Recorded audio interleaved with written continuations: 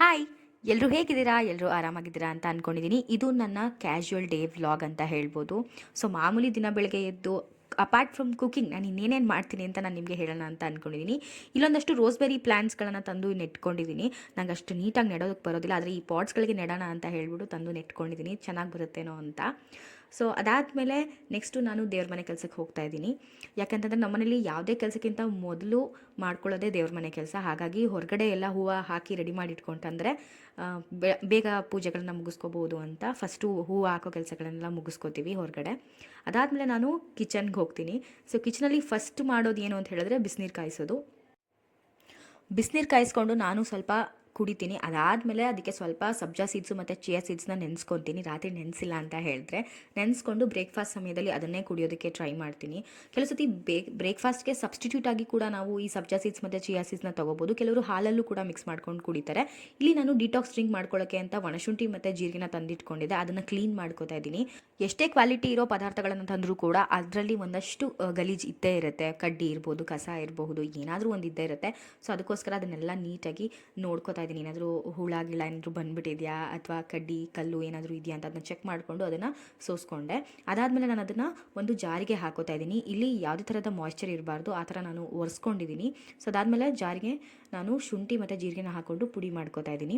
ಶುಂಠಿ ಅಥವಾ ಜೀರಿಗೆನ ಯಾಕೆ ತೊಗೊಂಡಿದ್ದೀನಿ ನಾನು ಡಿಟಾಕ್ಸ್ ಡ್ರಿಂಕ್ಗೆ ಅಂತ ಕೇಳೋದಾದರೆ, ಒಣಶುಂಠಿಯಲ್ಲಿ ನಮ್ಮ ಡೈಜೆಷನ್ನ ಇಂಪ್ರೂವ್ ಮಾಡುವಂಥ ತುಂಬ ಕ್ವಾಲಿಟೀಸ್ಗಳಿದೆ. ಅದ್ರ ಜೊತೆಗೆ ಬ್ಲಡ್ ಶುಗರ್ ಇರ್ಬೋದು, ಬ್ಲಡ್ ಪ್ರೆಷರ್ ಇರಬಹುದು, ಅಥವಾ ಕಾಮನ್ ಕಾಫ್ ಕೋಲ್ಡ್ಗೂ ಕೂಡ ಒಣಶುಂಠಿ ತುಂಬ ಒಳ್ಳೆಯದು. ಇನ್ನು ಕಪ್ಪು ಜೀರಿಗೆ ಬಗ್ಗೆ ಹೇಳಬೇಕು ಅಂತ ಹೇಳಿದ್ರೆ ನಮ್ಮ ಸ್ಕಿನ್ ಹೆಲ್ತ್ಗೆ ಅಥವಾ ಹೇರ್ ಗ್ರೋತ್ಗೆ ತುಂಬ ಒಳ್ಳೆಯದು ಅಂತ ಹೇಳ್ಬೋದು. ನಮಗೆಲ್ಲರಿಗೂ ಸಾಮಾನ್ಯವಾಗಿ ಗೊತ್ತು, ಜೀರಿಗೆ ಡೈಜೆಷನ್ಗೂ ಕೂಡ ತುಂಬ ಹೆಲ್ಪ್ ಮಾಡುತ್ತೆ. ಹಾಗಾಗಿ ನಾನು ಕಪ್ಪು ಜೀರಿಗೆನ ತಗೊಂಡಿದ್ದೀನಿ.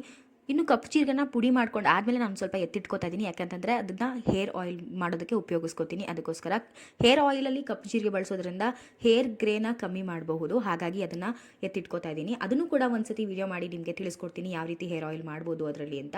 ಎರಡನ್ನೂ ಕೂಡ ಮಿಶ್ರಣ ಮಾಡ್ಕೊಳ್ಳೋದಕ್ಕೆ ನಾನೊಂದು ಬೇಸನ ತೊಗೊಂಡು ಅದನ್ನು ಕೂಡ ಒರೆಸ್ಕೊಂಡು ರೆಡಿ ಮಾಡ್ಕೋತಾ ಇದ್ದೀನಿ. ಇವಾಗ ನಾನು ತೊಗೊಂಡು ಬಂದಿದ್ದಂಥ ಒಣಶುಂಠಿ ಮತ್ತು ಜೀರಿಗೆನ ಪುಡಿ ಮಾಡಿದ್ನಲ್ಲ, ಅದನ್ನು ಎರಡನ್ನೂ ಸೇರಿಸಿ ಮಿಶ್ರಣ ಮಾಡ್ಕೋತಾ ಇದ್ದೀನಿ. ನಾನಿಲ್ಲಿ 1 kg ಒಣಶುಂಠಿ ಮತ್ತು 1 kg ಜೀರಿಗೆನ ತಗೊಂಡಿದ್ದೆ. ಹಾಗಾಗಿ ಸಮ ಪ್ರಮಾಣದಲ್ಲಿ ನನಗೆ ಸಿಗುತ್ತೆ ಅಂತ ಹೇಳಿ. ಒಣಶುಂಠಿ ಆದರೂ ಪರವಾಗಿಲ್ಲ, ಕಪ್ಪು ಜೀರಿಗೆ ಆದರೂ ಪರವಾಗಿಲ್ಲ, ಎರಡೂ ಕೂಡ ಏನು ಫೈನ್ ಪೌಡರ್ ಆಗೋ ಅವಶ್ಯಕತೆ ಇಲ್ಲ. ಸ್ವಲ್ಪ ತರಿ ಇದ್ದೇ ಇರುತ್ತೆ. ಯಾಕಂತಂದರೆ ನಾವು ಇಲ್ಲಿ ಮಿಕ್ಸಿಲಿ ಪೌಡರ್ ಮಾಡ್ಕೋತಾ ಇದ್ದೀವಿ. ನಾವು ಮಿಲ್ ಮಾಡಿಸಿದಾಗ ಅದು ತುಂಬ ನುಣ್ಣಗೆ ಫೈನ್ ಪೌಡರ್ ಆಗಿ ಸಿಗುತ್ತೆ. ಸೊ ಇಲ್ಲಿ ನಾನು ಮನೇಲೆ ಮಾಡ್ಕೊತಿರೋದ್ರಿಂದ ಸ್ವಲ್ಪ ತರಿನೇ ಇತ್ತು. ತುರಿತರಿಯಾಗಿದ್ರೂ ತುಂಬ ಚೆನ್ನಾಗಿರುತ್ತೆ ಅಂತಲೇ ಹೇಳ್ಬೋದು. ಆಗ ನಾವು ಅಗ್ದು ತಿಂತೀವಲ್ಲ, ಅದಿನ್ನೂ ಎಫೆಕ್ಟಿವ್ ಆಗೇ ಇರುತ್ತೆ. ಇಲ್ಲಿ ನಾನು 4 ಡಬ್ಬದಷ್ಟು ಮಾಡ್ಕೊಂಡಿದ್ದೀನಿ. ಎರಡೂ ಸೇರಿ 2 kg ಬರುತ್ತೆ ಅಂತ ಹೇಳ್ಬೋದು. ಒಂದು ಡಬ್ಬನ ನಾನು ಈಗಲೇ ಬಳಸೋದಕ್ಕೆ ಎತ್ತಿಟ್ಕೋತಾ ಇದ್ದೀನಿ. ಮಿಕ್ಕಿದ್ದನ್ನು ನಾನು ಫ್ರಿಜ್ಜಲ್ಲಿ ಸ್ಟೋರ್ ಮಾಡ್ತೀನಿ. ಅದಾದಮೇಲೆ ನಾನು ಅಡುಗೆ ಕೆಲಸ ಶುರು ಮಾಡಿಕೊಂಡೆ. ನನ್ನ ತಂಗಿ ದೇವ್ರ ಮನೆ ಕೆಲಸ ಎಲ್ಲ ಮುಗಿಸ್ಕೊಂಡಿದ್ಲು. ಸೊ ದೇವ್ರ ಮನೆ ಪೂಜೆ ಫಸ್ಟ್ ಪ್ರಯಾರಿಟಿ ಅಂತ ಹೇಳಿದ್ನಲ್ಲ, ಹಾಗೆ ನನ್ನ ದೇವ್ರ ಮನೆ ಕೆಲಸ ಅದು ನನ್ನ ತಂಗಿ ಮಾಡ್ಕೊಂಡಿದ್ಲು. ಸೊ ಕಿಚನ್ ಕೆಲಸ ಎಲ್ಲ ಮುಗಿಸಾದ್ಮೇಲೆ ನಾನು ರೆಡಿಯಾಗಕ್ಕೆ ಹೊರಟೆ. ರೆಡಿಯಾಗಕ್ಕೆ ಮುಂಚೆ ಸ್ವಲ್ಪ ಸಬ್ಜಾ ಸೀಡ್ಸ್ ಮತ್ತು ಚಿಯಾ ಸೀಡ್ಸ್ನ ನೆನೆಸಿಟ್ಕೊಂಡಿದ್ನಲ್ಲ, ಅದನ್ನು ಕುಡಿದು ಆಮೇಲೆ ನಾನು ರೆಡಿ ಆಗ್ತಾ ಇದ್ದೀನಿ. ರೆಡಿಯಾಗಿ ಇಲ್ಲಿ ಬಾಕ್ಸ್ ಎಲ್ಲ ಪ್ಯಾಕ್ ಮಾಡಿಕೊಂಡು ನಾನು ಕಾಲೇಜಿಗೆ ಹೊರಟೆ. ಆ್ಯಸ್ ಯೂಶುವಲ್ ನನ್ನ ಕಾಲೇಜಿಗೆ ಹೊರಡ್ಬೇಕಾದ್ರೆ ನಮ್ಮಮ್ಮ ಹೇಗೆ ಹೊರಗಡೆ ಬಂದು ನಿಂತ್ಕೋತಾರೋ ಹಾಗೆ ಇವತ್ತು ಕೂಡ ಹೊರಗಡೆ ಬಂದು ಬಾಯ್ ಹೇಳೋದಕ್ಕೆ ನಿಂತ್ಕೊಂಡ್ರು. So it is a very good feeling ಅಂತ ಹೇಳ್ಬೋದು. ನಮ್ಮ ಅಮ್ಮಂಗೆ ಒಳಗಡೆ ಎಷ್ಟೇ ಕೆಲಸ ಇದ್ದರೂ ಆದಷ್ಟು ಟ್ರೈ ಮಾಡ್ತಾರೆ ಹೊರಗಡೆ ಬಂದು ಬಾಯ್ ಹೇಳೋದಕ್ಕೆ. ಕೆಲವು ಸತಿ ಅವ್ರಿಗೆ ಕೆಲಸ ಇದ್ದಾಗ ಅಲ್ಲೇ 100 ಸತಿ ಬಾಯ್ ಬಾಯ್ ಬಾಯ್ ಅಂತ ಹೇಳ್ತಾನೆ ಇರ್ತಾರೆ. ಸೊ ದೆನ್ ನಾನು ಕಾಲೇಜಿಗೆ ಹೋದೆ. ಕಾಲೇಜಲ್ಲಿ ಮಕ್ಕಳನ್ನ ಹೊರಗಡೆ ನಾಟಕ ಕರ್ಕೊಂಡು ಹೋಗಬೇಕಾಗಿತ್ತು. ಕೃಷ್ಣೇಗೌಡರ ಆನೆ ಹೇಳಿ ಒಂದು ನಾಟಕ ಇದೆ ಸೆಕೆಂಡ್ PUC ಮಕ್ಕಳಿಗೆ. ಸೊ ಅದನ್ನು ಪ್ರದರ್ಶನ ಮಾಡ್ತಾಯಿದ್ರು, ಹಾಗಾಗಿ ಅಲ್ಲಿ ಕರ್ಕೊಂಡು ಹೋದ್ವಿ. So it was nice experience ಅಂತ ಹೇಳ್ಬೋದು. ಮಕ್ಕಳು ಸ್ವಲ್ಪ ಗಲಾಟೆ ಕಮ್ಮಿ ಮಾಡಿದರೆ ಇನ್ನೂ ಆಡಿಬಲ್ ಆಗಿರ್ತಿತ್ತು ಅಂತ ಅನ್ನಿಸ್ತು. ಅದು ಮುಗಿಸ್ಕೊಂಡು ನಾವು ಮತ್ತೆ ಕಾಲೇಜ್ಗೆ ಹೋದ್ವಿ. ಕಾಲೇಜ್ ಮುಗಿಸ್ಕೊಂಡು ನಾನು ಆಮೇಲೆ ಮನೆಗೆ ಹೋದೆ. ಸೊ ಮನೆಗೆ ಹೋದ್ಮೇಲೆ ಆ್ಯಸ್ ಯೂಶುವಲ್ ಮತ್ತೆ ಕೆಲಸಗಳು ಸ್ಟಾರ್ಟ್ ಆಯಿತು ಅಂತ ಹೇಳ್ಬೋದು. ಮೊದಲು ಫ್ರೆಶ್ ಅಪ್ ಆಗಿ ಅದಾದಮೇಲೆ ನಾನು ಕೆಲಸ ಮಾಡೋದಕ್ಕೆ ಹೋದೆ. ಮೊದಲಿಗೆ ನಾನು ಇಲ್ಲಿ ಇಮೋಲನ್ ಮಾಯ್ಶ್ಚರೈಸರ್ನ ಹಚ್ಕೊತಾ ಇದ್ದೀನಿ. ಇದು ಬಂದು 380 ರೂಪೀಸ್. ತುಂಬ ಲಾಂಗ್ ಸ್ಟೇ ಮತ್ತು ಮಾಯ್ಶ್ಚರೈಸಿಂಗ್ ಅಂತಲೂ ಹೇಳ್ಬೋದು. ಈ ಚಳಿಗಾಲದಲ್ಲಿ ಮಾಯ್ಶ್ಚರೈಸರ್ ಅವಶ್ಯಕತೆ ನಮಗೆ ತುಂಬ ಇರುತ್ತೆ. ಅದಾದಮೇಲೆ ನಾನಿಲ್ಲಿ ವ್ಯಾಸ್ಲಿನ್ ಹಚ್ಕೋತಾ ಇದ್ದೀನಿ. ಇದು ಒರಿಜಿನಲ್ ಕೇರ್. ಇದರಲ್ಲಿ ತುಂಬ ಫ್ಲೇವರ್ಸ್ಗಳು ಬರುತ್ತೆ. ನನಗೆ ಅಷ್ಟು ಫ್ಲೇವರ್ಸ್ ಇಷ್ಟ ಆಗೋದಿಲ್ಲ. ಇದ್ರ ಪ್ರೈಸ್ ಬಂದುಬಿಟ್ಟು 270 ರೂಪೀಸ್. ಸೊ ಸಿಂಪಲಾಗಿ ಪ್ಲೇನಾಗಿ ಚೆನ್ನಾಗಿರುತ್ತೆ. ಅದಾದಮೇಲೆ ನಾನು ಸ್ವಲ್ಪ ನೀರು ಕುಡಿತಾ ಇದ್ದೀನಿ. ನೀರು ಕುಡ್ದಾದ್ಮೇಲೆ ಮೊದಲನೇ ಕೆಲಸ ಹೋಗಿದ್ದೇನೆ ಬಟ್ಟೆ ಮಡ್ಚೋದಕ್ಕೆ. ಯಾಕಂತಂದರೆ ನಮ್ಮಮ್ಮ ಮನೇಲಿರಲಿಲ್ಲ. ನಮ್ಮಮ್ಮ ಮನೇಲಿದ್ದರೆ ಅವರೇ ಬಟ್ಟೆ ಎಲ್ಲ ಎತ್ತಿ ಮಡ್ಚಿ ಇಟ್ಬಿಡ್ತಾಯಿದ್ರು.